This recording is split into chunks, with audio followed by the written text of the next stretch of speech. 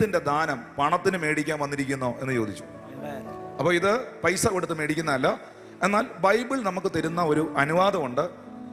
ഒന്ന്, പരിശുദ്ധാത്മാവിനായി കാത്തിരിക്കണം. രണ്ട്, പരിശുദ്ധാത്മാവ് നമ്മുടെ മേൽ വരാൻ നമ്മൾ ആഗ്രഹിക്കണം.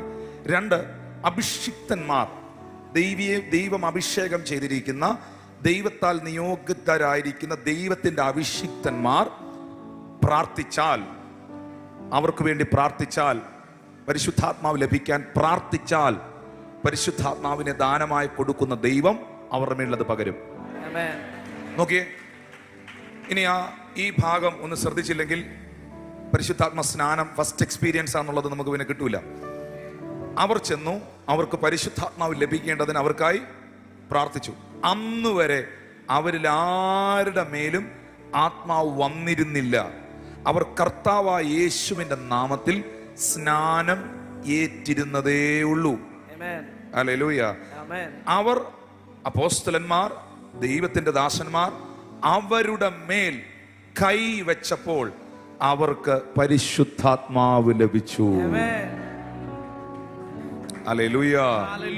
അപ്പൊ അതിന്റെ 19-20 വാക്യത്തിലാണ് അപ്പോസ്തലന്മാർ കൈവച്ചതിനാൽ പരിശുദ്ധാത്മാവ് ലഭിച്ചത്. ശീമോൻ കണ്ടാറെ, ആ ശീമോൻ വന്നിട്ട് പറഞ്ഞു, ഈ അധികാരം എനിക്കും തരണം. പാസ് കൈവെക്കുമ്പോൾ ആളുകൾ ദൈവശക്തി പ്രാപിക്കുന്നു, തറയിൽ വീഴുന്നു. ഞാൻ കുറച്ച് കാശ് തരാം, ഈ അധികാരം എനിക്കൂടെ തരാൻ പറഞ്ഞു. പറഞ്ഞത് നല്ല പുള്ളിയോടാ പറഞ്ഞേ. ആരോടാ പറഞ്ഞേ? കൃത്യമായിട്ട് പോയി പത്രോസിനോടാ പറഞ്ഞേ. Praise the Lord. ആരും മിണ്ടുന്നില്ലല്ലോ. ഈ പാവപ്പെട്ട മനുഷ്യനൊക്കെ ആണ്ട ഇതൊക്കെ യോഗത്തിൽ വരുന്നത്. ഇവിടെ പത്രോസ് വല്ലതും ആയിരുന്നേ 4-3-7 പേരെ കാണുള്ളായിരുന്നു. ആരും മിണ്ടുന്നില്ല. ഉറപ്പാ, പത്രോസ് വല്ലതും ആയിരുന്നെങ്കിൽ. സ്തോത്രം. അനന്യാസിന്റെ സഫീറയുടെ ചരിത്രത്തിലോട്ട് പോകണ്ടല്ലോ, ഇപ്പൊ തന്നെ ഓക്കെ ആയിട്ടിരിക്കുകയാണല്ലോ. പത്രോസ് ശിമോനോട് പറഞ്ഞു, നീ ദൈവത്തിന്റെ ദാനം പണത്തിന് വാങ്ങിക്കൊള്ളാമെന്ന് നിരൂപിക്കൊണ്ട് നിന്റെ പണം നിന്റെ കൂടെ നശിച്ചു പോകട്ടെ. ഇതിനകത്തെങ്ങും നിങ്ങൾ പെടരുത്. ഇങ്ങനെ ഒത്തിരി ട്രെൻഡുകളുണ്ട്. ഈ എണ്ണ മേടിച്ച് പ്രാർത്ഥിച്ച്, എണ്ണയ്ക്ക് 10 രൂപയാണ്. ഈ എണ്ണയ്ക്ക് എത്ര? 10 രൂപയാണോ? ഇപ്പൊ 10 രൂപയൊക്കെ മാറി. ഈ എണ്ണയ്ക്ക് 100 രൂപയാണ്. ഈ എണ്ണ എടുത്ത് നിങ്ങൾ പൊത്തി പ്രാർത്ഥിച്ചാൽ നിങ്ങൾക്ക് പരിശുദ്ധാത്മാവിനെ കിട്ടും.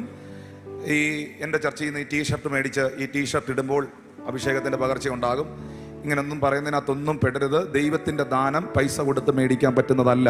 ദൈവത്തിൻ്റെ കരുണയാണ്. ദൈവിക ശുശ്രൂഷകൾ പോലും ദൈവത്തിൻ്റെ ദാനമാണ്. കർത്താവ് പറയുന്നു, നിങ്ങൾക്ക് സൗജന്യമായി ലഭിച്ചത് നിങ്ങൾ സൗജന്യമായി കൊടുക്കേണ്ടവരാണ്. ഒന്ന് ചേർന്ന് കർത്താവിന് നന്ദി പറഞ്ഞേ.